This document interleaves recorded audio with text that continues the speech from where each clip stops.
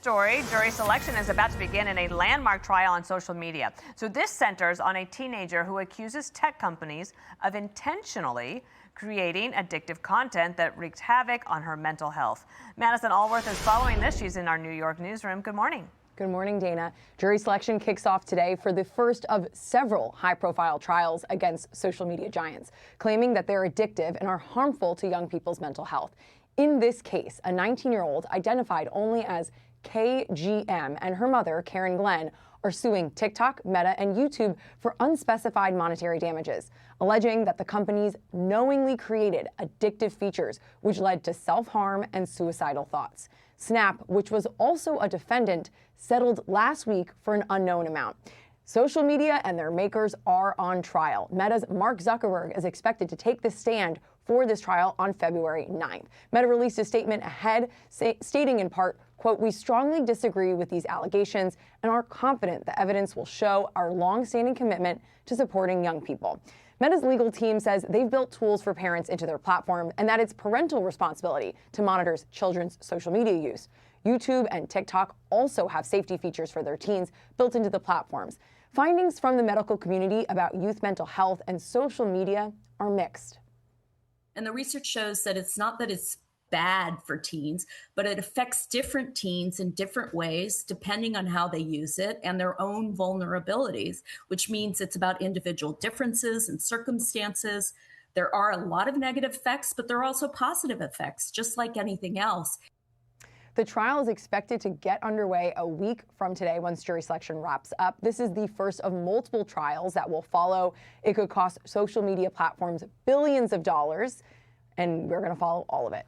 All right, Madison, thank you. I'm going to come to you because I'm interested in this topic. We appreciate it. Yeah, okay. Carrie Urban here on this, and Carrie, good day to you. So part of Meta's defense is going to be the following. The plaintiff's lawyers have selectively cited Meta's internal documents, number two, guys, to construct a misleading narrative suggesting our platforms have harmed teens and that Meta has prioritized growth over their well-being. These claims don't reflect reality. I guess they're going to go a lot more in depth than that. So go ahead to you as the attorney. How do you see it?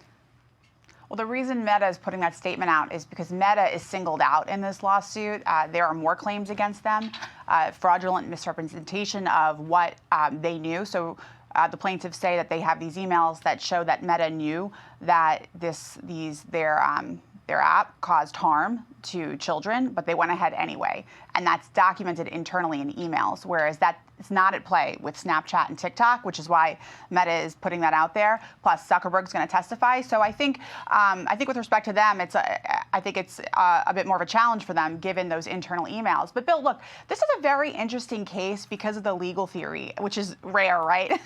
And the reason it's interesting is because it's really a products liability case at the end of the day. These plaintiffs are alleging that the product, these social media apps, you have TikTok, you have Snapchat, and you have Facebook, are inherently defective. It's a defective product because it contains mechanisms that create addiction in children, and very specific mechanisms. So the plaintiffs here are saying, look, we're not about regulating content. We're not interested in infringing upon anyone's First Amendment rights. We're saying the app itself is defective because it's designed for addiction, similar to, say, tobacco, opioids, and the like. So, just to take it a step further, the 19-year-old girl who's bringing the case, along with her mother, what they're arguing is that you could have suffered from anxiety and depression from outside factors. You know, complex family situation, school circumstances, issues with friends. You think on the face of it, that's a good defense, Carrie?